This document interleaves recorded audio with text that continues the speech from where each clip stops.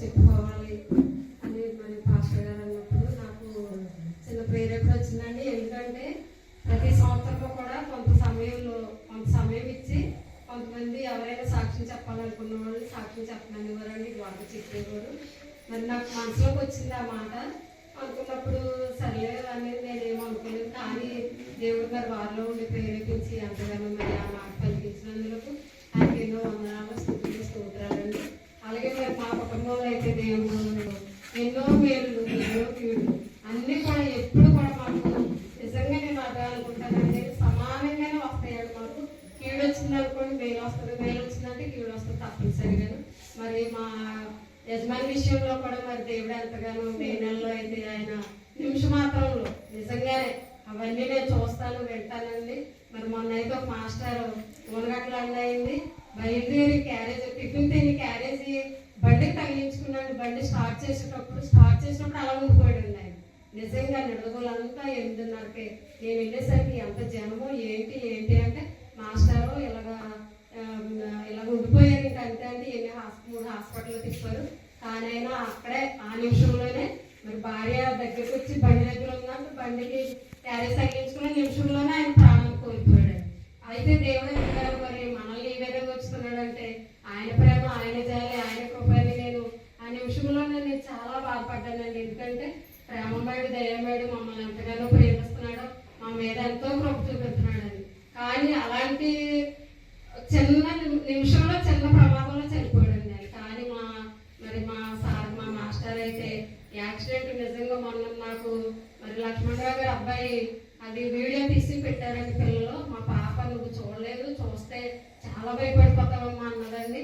నిజంగా అది సినిమాలో జరిగినట్టుగాను బండి వెళ్తూ పెద్ద దుమ్ము ఇలా రేగిపోయి చాలా ప్రమాదకరంగా యాక్సిడెంట్ అయిందండి. మరి ఆ సమయంలో దేవుడు కనీసం ఒక ఎముక కానీ ఏది కూడా ఎరుక్కోకుండా ఎంతో సహాయం చేశాడు.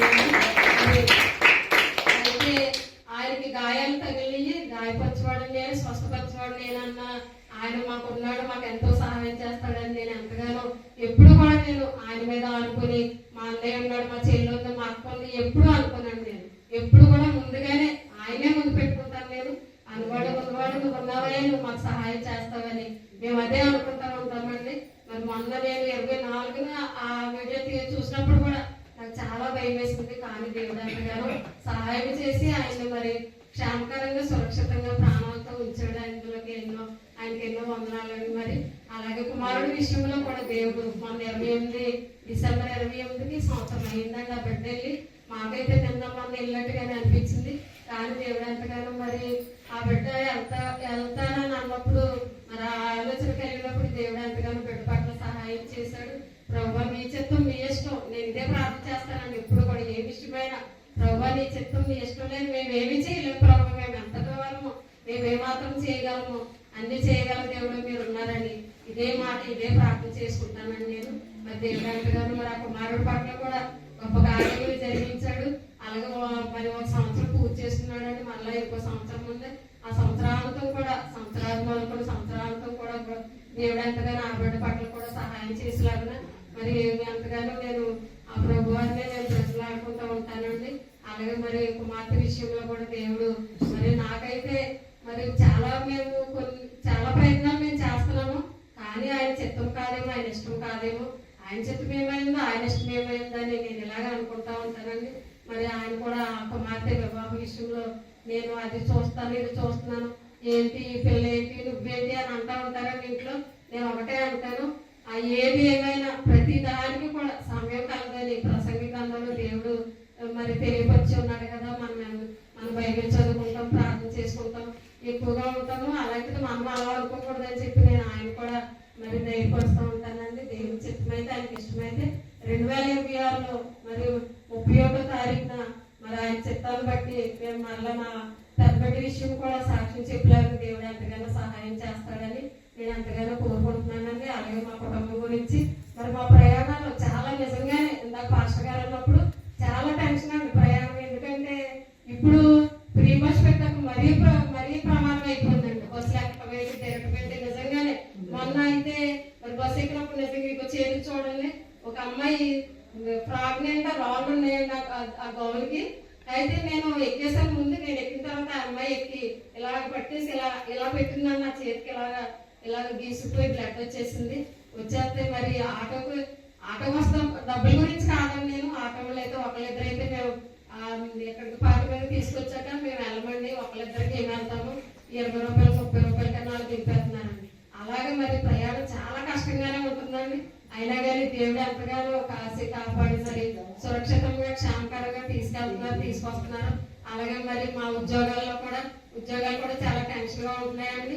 9 లోపు మేము మరి అటెండెన్స్ వేయకపోతే ఎంత కష్టపడి తెల్లవారుజామున లేచి వండుకుని చేసుకుని వెళ్ళండి, ఆ పూట జీతం కట్టాలంటున్నారు, లేదంటే ఆబ్సెంట్ అని వేస్తున్నారండి. అలాంటి పరిస్థితుల్లో అలాంటి ప్రయాణాల్లో మరి మేము ఎంతగానో దేవుడు ఆయన ప్రేమ ఆయన జాలి ఆయన కృపైనది మమ్మల్ని ఎంతగానో నడిపించి కాపాడుతున్నారు. అలాగే మరి సంవత్సరం అంతా కూడా ఎన్నో శోధనలో వేదనలో మరి ఎన్నో సహాయాలు దేవుడు కూడా చేస్తానే ఉన్నాడు.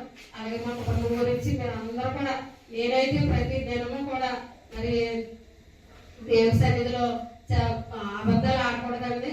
మరి దేవుడు అంతగా నేను ప్రతి ఒక్కొక్కరి గురించి నిజంగానే నాకు సాయంత్రం ఎంత టైం అన్నది నాకు తెలియదండి. అంత టైం కూడా ఆయనతో గడుపుతానండి ఎక్కువగా నేను. ఎందుకంటే ప్రభు పగలంతా నేను నీవు ఇచ్చిన ఉద్యోగాన్ని బట్టి మరి నేను ఆ స్టాఫ్ తో గడుపుతున్నాను. నీతో గడిపే సమయం చాలా తక్కువగా ఉంటుంది. ప్రభు నన్ను క్షమించండి.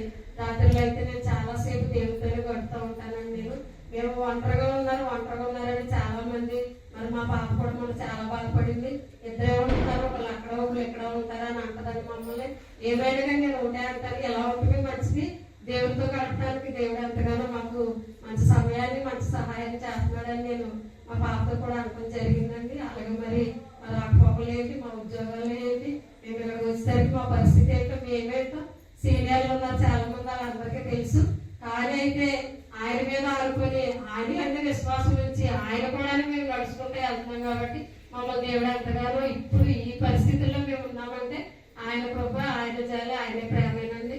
అలాగే మరి గురుగుడు పాస్టర్ గారు మా పాస్టర్ గారు మరి వాళ్ళు ఫస్ట్ వాళ్ళు చేసినటువంటి ప్రార్థన ఫలితమే మాకు ఎంతగానో మరి దేవుడు ఎంతగానో ఈ విధంగా ఈ గ్రామంలో మమ్మల్ని ఈ విధంగా నిలబెట్టినందుకు ఆయనకి ఎన్నో వందనాలండి. అలాగే మా కుటుంబం గురించి ప్రార్థన చేయండి. నాకు అప్పుడు కొంచెం నాలో ఉన్న బలహీనతను బట్టి వ్యాధులు వచ్చినప్పుడు నేను కొంచెం బాధపడుతూ ఉంటానండి. పని చేసుకోవడంలోనూ ఒక్కోసారి అంటారు నిజంగా వెళ్ళిపోతాం అడుగు ఎందుకు వచ్చింది, ఆ పాస్టర్ గారిని చూసి నీ ముప్పాలు సంఘం అని ఇక్కడ ఉండిపోయావు, అక్కడికి వెళ్ళిపోతే 10 మనుషులు ఉంటారు, డబ్బులుండి చేయించుకోగల పరిస్థితుల్లో ఉండి కూడా ఇక్కడ ఎలా బాధపడతావో అనేసి అంటారండి ఆయన. అన్నప్పుడు నేను మళ్ళీ అయిపోయి నేను ఏమైనా బాధపడితే మళ్ళీ ఏ మాట అంటారేమో అని ఇంకోసారి నేను ఏం మాట్లాడినండి.